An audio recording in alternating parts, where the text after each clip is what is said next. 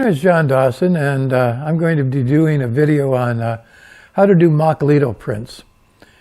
As you can probably tell by what they're called, this is a process that was developed by a guy in Japan about 1970 or so.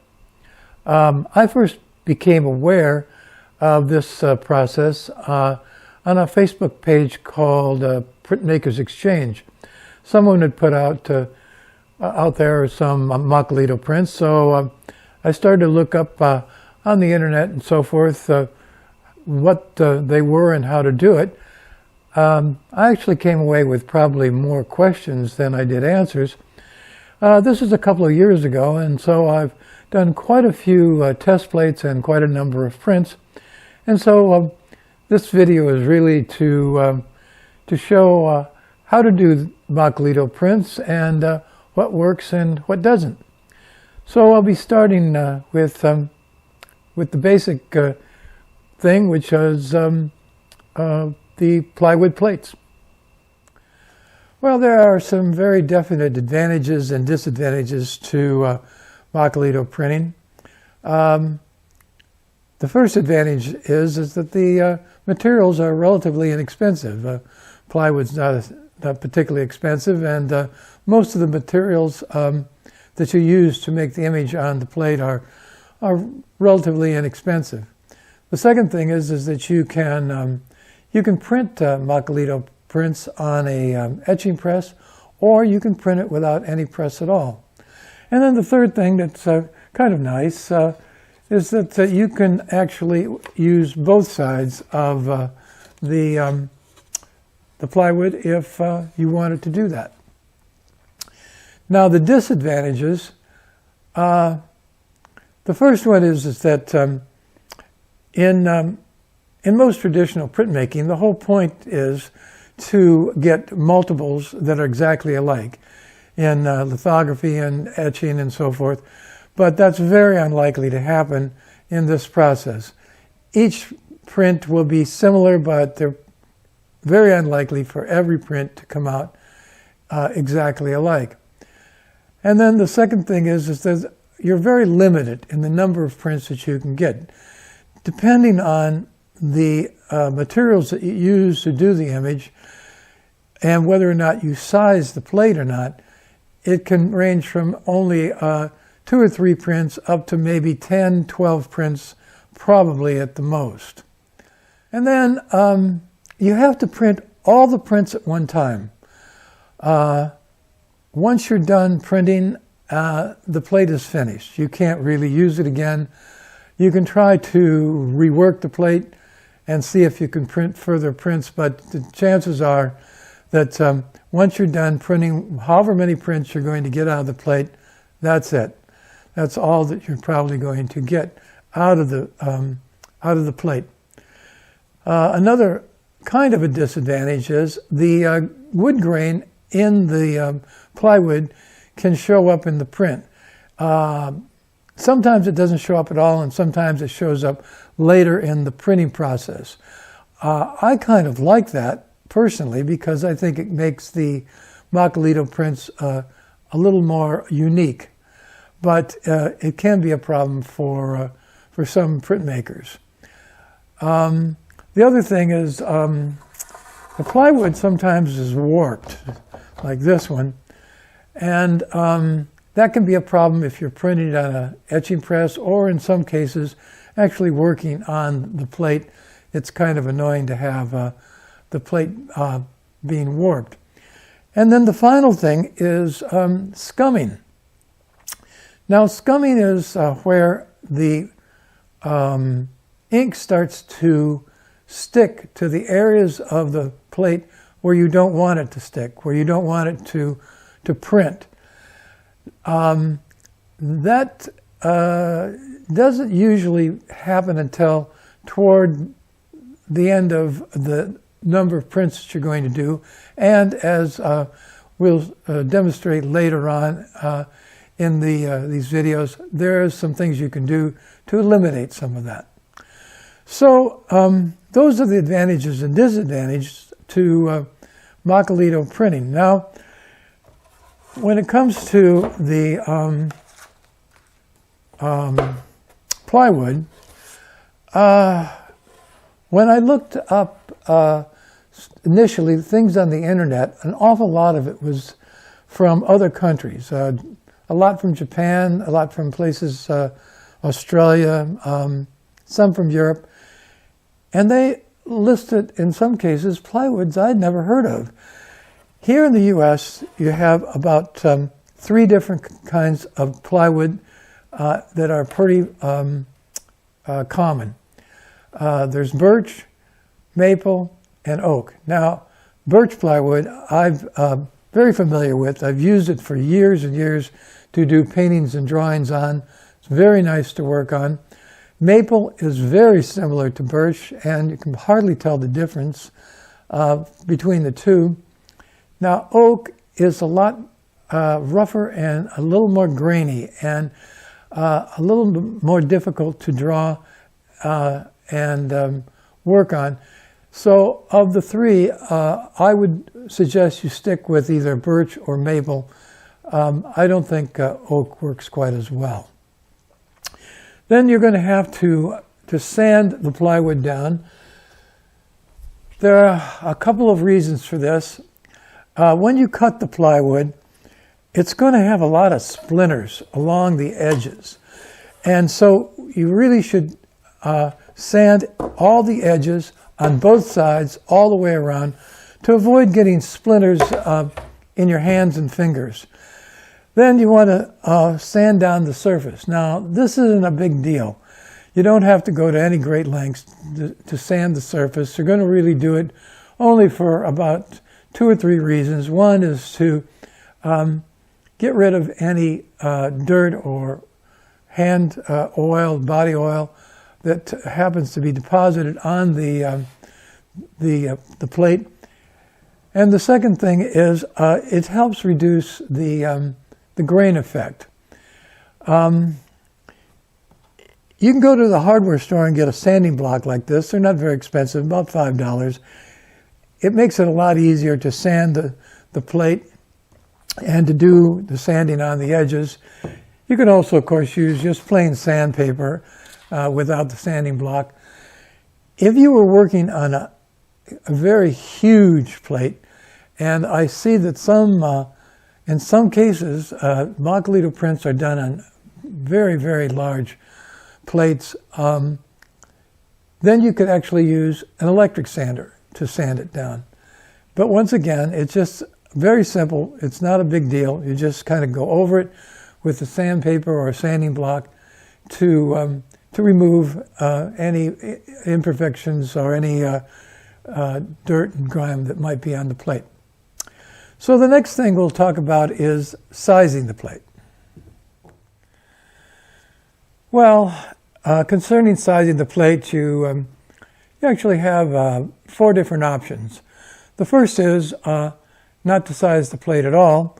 In the plates that I didn't size, I found that you could only get really maybe 3 or 4 prints from the plywood plate before it began to break down and you couldn't get really usable prints any longer. So I guess the whole point of sizing the plate is to extend the life of the plate and get more prints from it. The first kind of sizing is Casein sizing.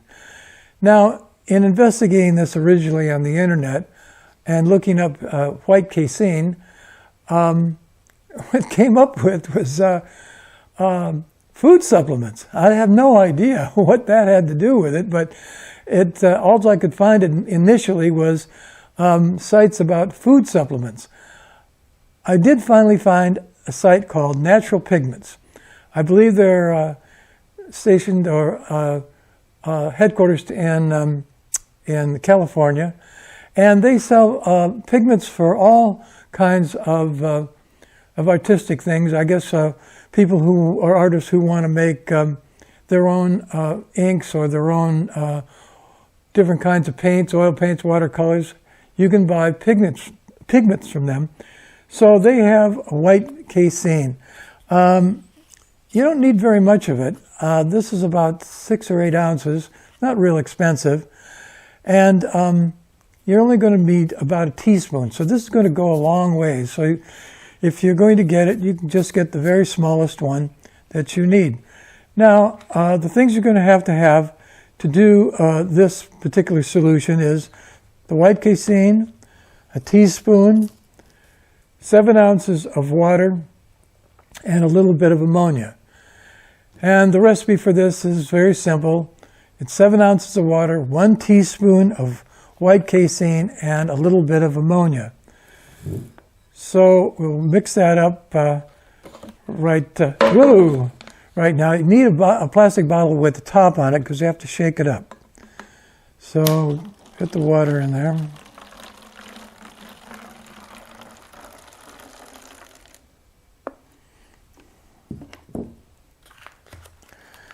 I might mention that 7 ounces of water is about 200 millimeters of water. A teaspoon, I think, is about 5 grams. So for those who are looking for it in metric, I think that's about right. So now we're going to put a teaspoon of the white casein powder into the water.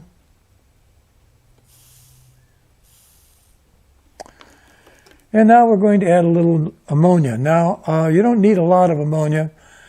I don't have an actual amount, very small, half an ounce or an ounce or so, probably not much more than that. So put a little bit of ammonia in there. And then I have to have the top. And then you have to shake this up real well. Now, you're going to shake it up, and then you're going to let it set for a while, and then come back and shake it up again. And you're going to have to keep doing that over a period of time, an hour, a couple, maybe even a couple hours, until it gets completely emulsified. Then it's very simple. You just paint it on the plywood.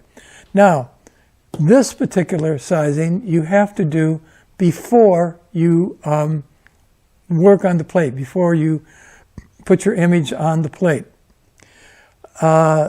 You can do numerous plates at one time. The mixture itself has a shelf life. You can extend that some by keeping it in the refrigerator, but after a few days it's going to start to have kind of a bad smell. You can still use it once you paint it on the plywood and it dries. It doesn't smell any longer, but I would say after a week or so, maybe 2 weeks, you probably have to throw it out and do it all over again. So that's how you do the casein sizing. The third kind of sizing is rabbit skin glue sizing, which we'll just demonstrate in a minute. And rabbit skin glue sizing you have to do after you put on the image. So in that case, you would draw the image out onto the plate, and then you would apply the rabbit skin glue. Now, since this you apply before you put the image on, and the rabbit skin glue you apply after you put the image on, you can actually apply both. And I've done that, and that seems to even work a little better. So you could apply this first, do the drawing, and then apply the rabbit skin glue. So next we'll go into how to do the rabbit skin glue mixture. It's very simple. Well, making rabbit skin glue I am very, very familiar with. I stopped sizing canvases well over 40 years ago with gesso. I never liked painting on gessoed canvas, and so I began sizing the canvas with rabbit skin glue. So I've been using rabbit skin glue for years and years and years. I'm not going to actually mix it. It's so easy and so simple. It's not really worth demonstrating. Here in the U.S., I don't know if you can get this in other countries. You can get what's called rabbit skin glue. It's crystals. It's like a powder. when I first started to make rabbit skin glue, it came in pellets or granules. Much harder to use. Takes much longer for it to dissolve. So this is Utrecht, but Utrecht no longer exists. It really was bought out some years ago by Blick. So you can get this rabbit skin glue powder from Blick. They have the directions on the package as well. It's really very simple. You're going to take about a quart of boiling water. You're going to pour that into a large can like this. You're going to need a can, and you're also going to need eventually going to need a glass jar.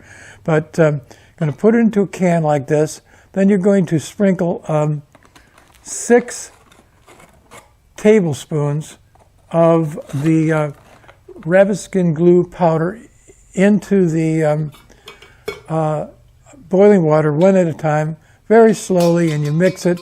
It dissolves almost immediately.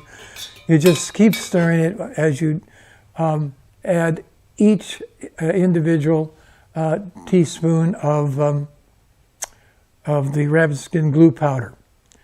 That's it, and it's ready to use. And you really have to use it while it's still hot. Now, once it cools, it's going to start to get thicker, and eventually it's going to turn into a jelly, just like this. See, it's like a gel. Once it cools, you can put it into a jar like this. Now, rabbit skin glue, like I mentioned with the Casein sizing, it also has a shelf life. If you were to leave this, once it's mixed, you leave it out in your studio or in a room for overnight or for a day, it's going to start to smell really bad. It's going to be like a dead animal got into your studio and died. So if you put it into a jar and you put it into the refrigerator, you can keep it for a very, very long time. Sometimes it will form a little bit of a mold on the top. Generally speaking, you can just pour that off and continue to use it. And the way you reuse it is you take this, you put it into a pan of water at room temperature, put it on the hot plate or a stove, and heat the water till it boils, and then it will gradually heat up the rabbit skin glue till it turns back into a liquid, and then it's ready to use again. Now, as I mentioned in the a little earlier, you're going to apply this this to the plate after you have finished doing the drawing or image or whatever it is you want to do on your plywood plate. And then after it dries, then you will add the gum arabic, which we will talk about in a few minutes here. On some of the videos that I saw about the rabbit skin glue, they had some additive that they added. I can't remember exactly what that was. I could not find it. It's not necessary. If you see that, I just ignore it. It must be something available in other countries, because I couldn't find whatever the hell it was. I couldn't find it here at all. So this works just fine as a sizing for your plate. And as I mentioned before, since you can do the Casein sizing before you begin to draw, this rabbit skin glue sizing you have to do after the drawing is done. You can actually do both sizings. And as I mentioned before, I think it actually worked a little bit better. You get a little bit more mileage out of your plate doing both. Not a lot, but at least some. And so either one of the sizings is probably better to use to get as much as you can as far as printings out of your plate, rather than not to size it at all. Well, the materials you'd use for Mokulito printing is pretty much the same as it would be for any lithographic process. Mokulito Prints are, of course, just another kind of litho process done on plywood plates. To begin with, you have litho pencils. I don't think you can buy litho pencils like this any longer. I don't think they make this any longer.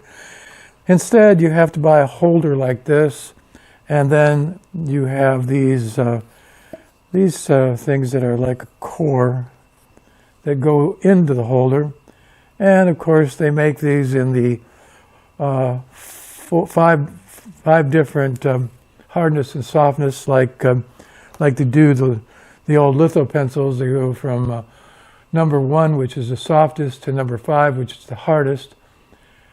Numbers 1, 2, and 3 work very well on the plywood plates, but numbers 4 and 5, they will still print, but they don't hold up as well.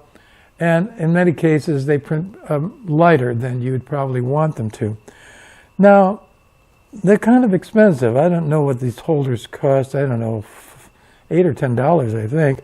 And then I think these fillers are about $5 or $6 a piece. A much better thing to get is something called a China marker.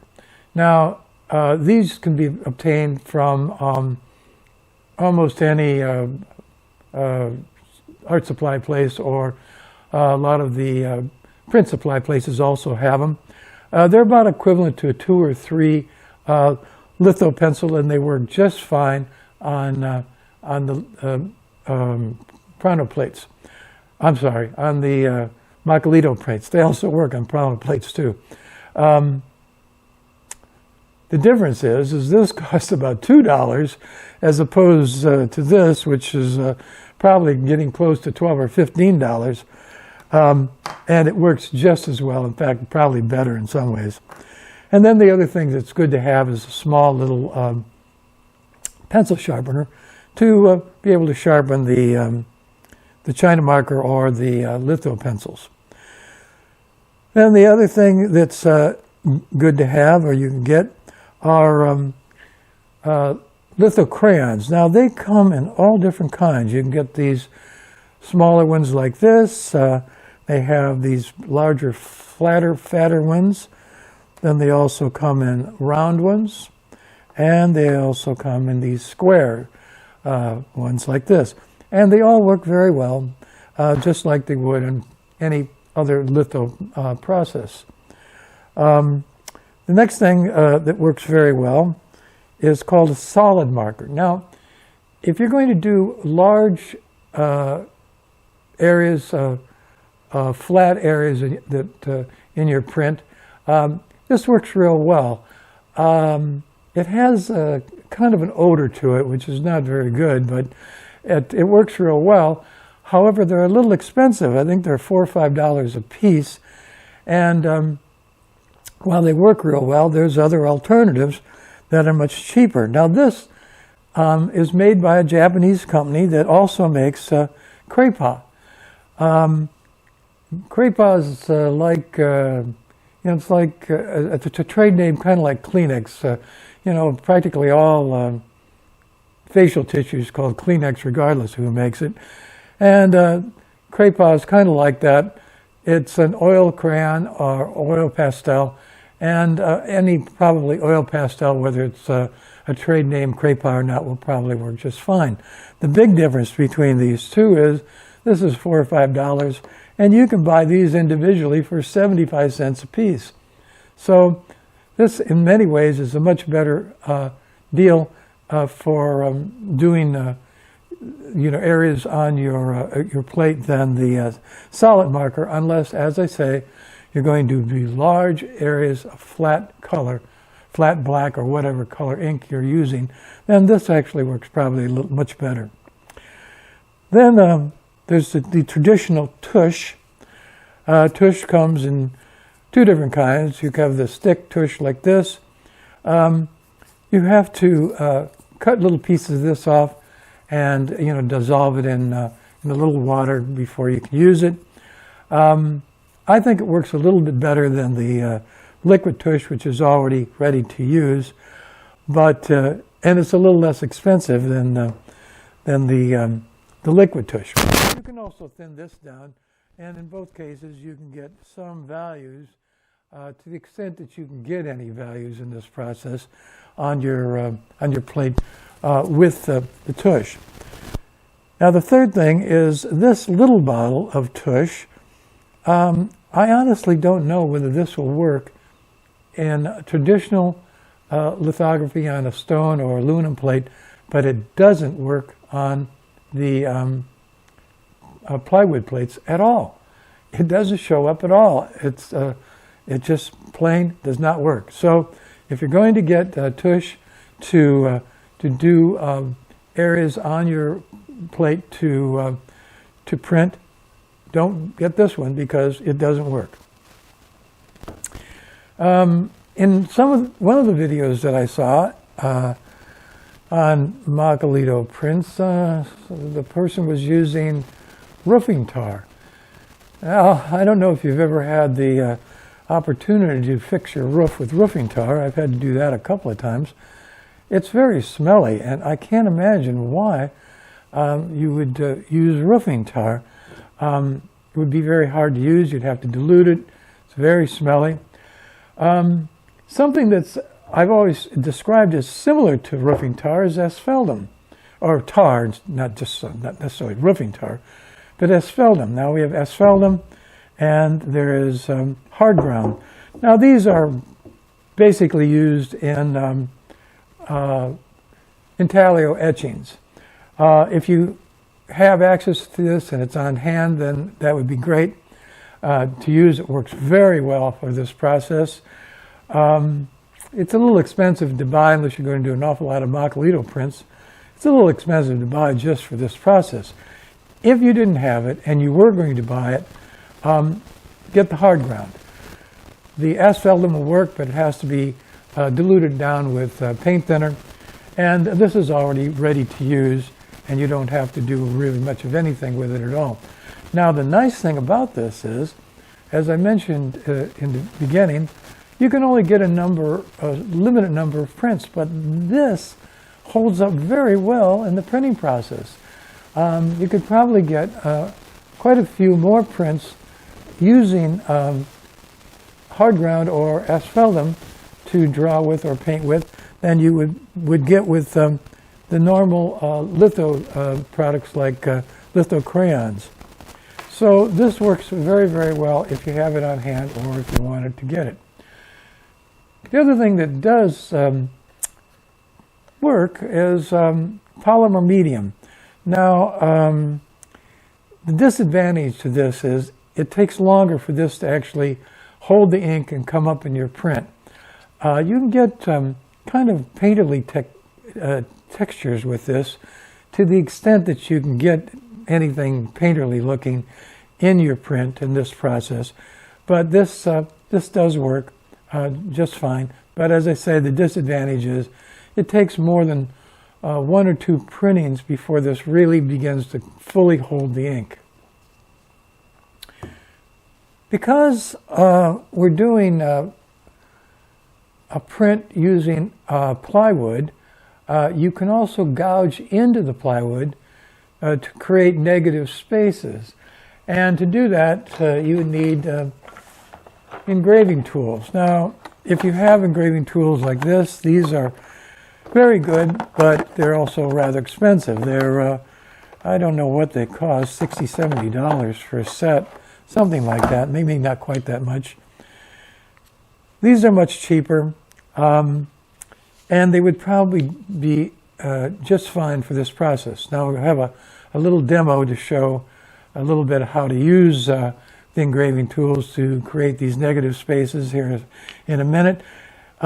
These don't work very well for almost anything else, linoleum block prints or woodcuts, but they're very cheap and they would probably work okay for this process since it's a very limited use to begin with in gouging out areas or scoring the plywood in order to get negative areas that you would print in your print later on. So those are the materials that work, And then I'm going to go on to the materials that don't work. Well, I referred to these as engraving tools. They're actually wood cut or linoleum cut tools. You just use them to gouge out areas, as you can see here, and then they create negative spaces that won't be printing on your print. Now, the things that don't print. In some ways, the things that don't print can be as important as the things that do print. For instance, drawing pencils, regular normal drawing pencils, they won't print. So you can draw your image on the plywood plate with the drawing pencils, and then later go over that with things that will print. If you make a mistake, you can erase it or whatever, and it's not going to print. The transfer paper, like this, it comes in roll. It comes in a number of different colors, blue and red. You can put this down on your plate, put a drawing or a tracing of a drawing on top of it, go over the tracing or the drawing with a pencil, and transfer that drawing to the plate, and this will not print. Then once again, you could go back in with whatever materials will print, litho pencils or whatever, and go over those areas on the plate that you've transferred to make your drawing. Prisoner pencils, they don't print usually, but if you use a prisoner's pencil, it's got enough wax in it that it's possible that it could print. So I would probably avoid using a prisoner's pencil. Regular drawing pencils work just fine. Now, one of the one of the things I read out on the internet to begin with mentioned Sharpies, and unless I'm totally misread this, the person who wrote it said that the only thing that they could make work was a Sharpie. Well, I got bad news on that one. Sharpies work very well on pronto plates. In fact, almost better than anything, but they don't work at all on this. And I don't know why. I can't imagine why they don't work. But if you were to draw with a Sharpie and you, in the course of printing it numerous times, it'll eventually come up very lightly. But a normal, regular Sharpie that you find anywhere in the grocery store or art supply store or office supply, it doesn't print. Now, there are two other kinds of Sharpies. These, this is the same kind, really. They're just different sizes. These are oil Sharpies. They're more expensive. They're more hard to use. You have to shake them up, and they then you can draw on or use them on your plate. Now, the small one, it doesn't print much better than the regular Sharpie does. Maybe a little bit, but really hardly at all. The large one, this red one, it will print on the plate. Now, I don't think red has anything to do with it. It's just that it has a lot more oil that goes onto the print with this larger one than it does with either of the other two. So this will print. But they're expensive, and there's so many other things that you can use that are so much better than this.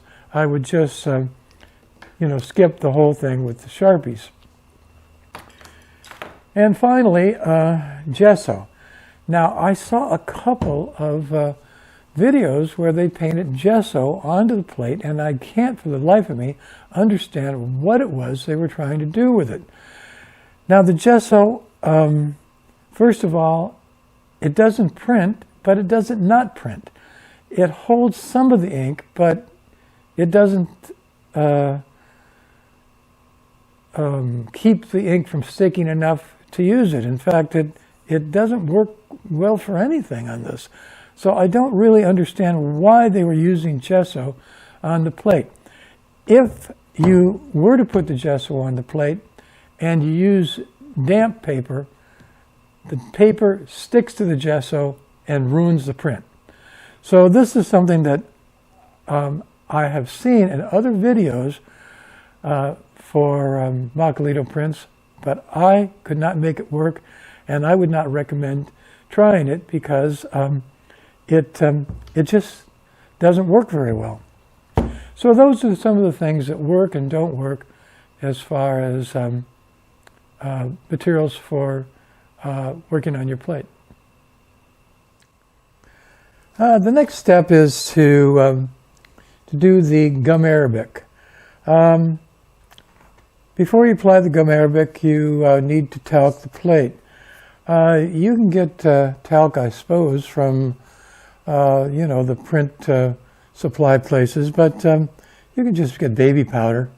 It works, I think, just as well. And you just sprinkle some of the baby powder on the plate, some of the talc if you have it, and then you just rub it around.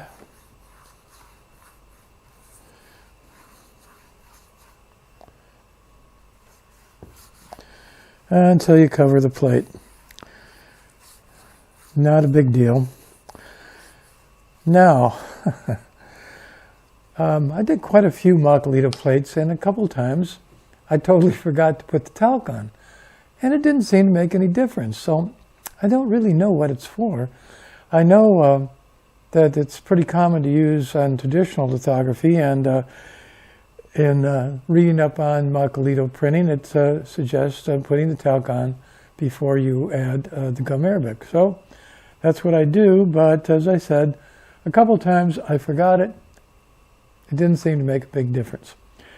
Next is the gum arabic. Now you have two choices. You can take the gum arabic, just straight gum arabic, and paint it on the plate, or you can make a mixture of 1 cup of gum arabic and 1/2 ounce of nitric acid, if you have nitric acid on hand. Since I do, most of the printmaking I do is in etching in intaglio, and I etch the plates in a nitric acid solution of nitric acid and water.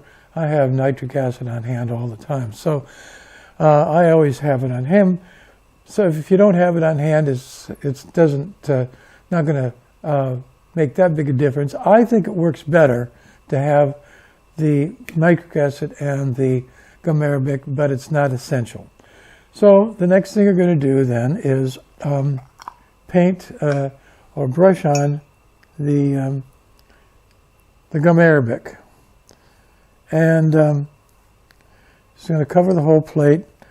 I'm not going to cover the whole plate. I'm just going to put a little bit of it on to just briefly demonstrate it.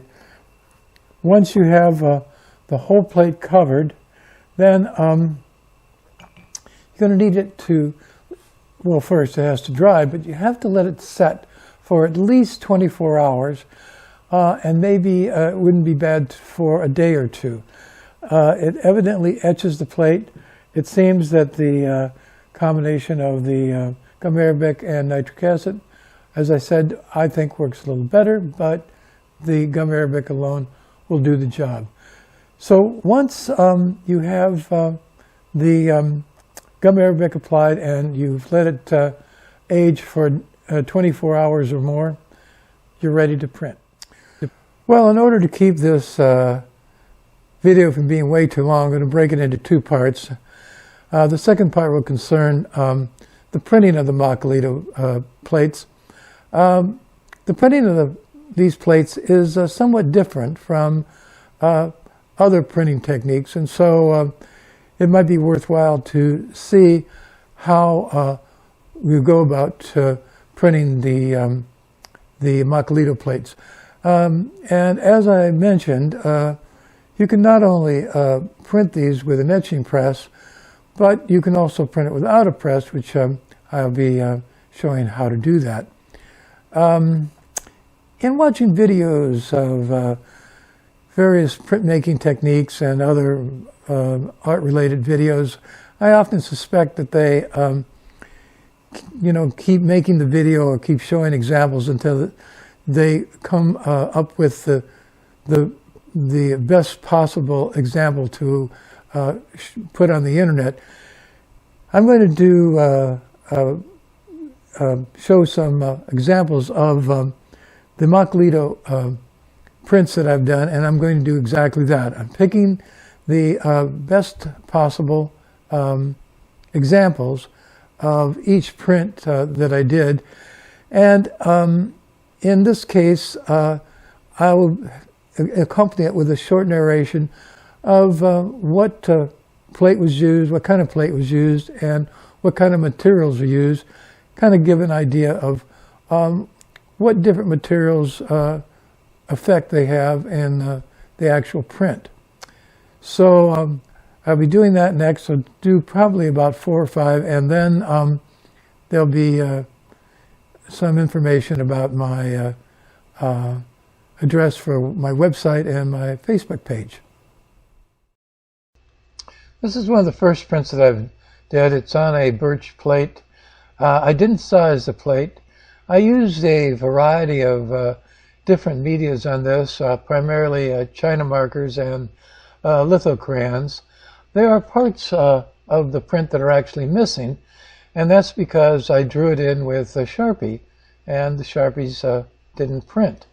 You can also see a little bit of the wood grain in this, which I think adds to the print. This print is entitled Pathos, and it's also on a birch plywood plate. I sized it with Casein sizing. I primarily used solid marker and China marker and litho crayon to do the image. We'll get to it later, but in this case I soaked the paper before I printed it.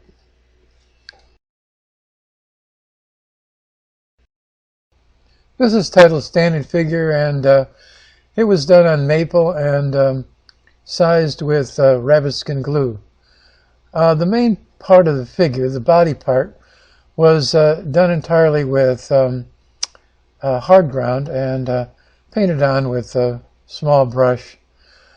The hands and head and the bottom part of the body was done with a China marker.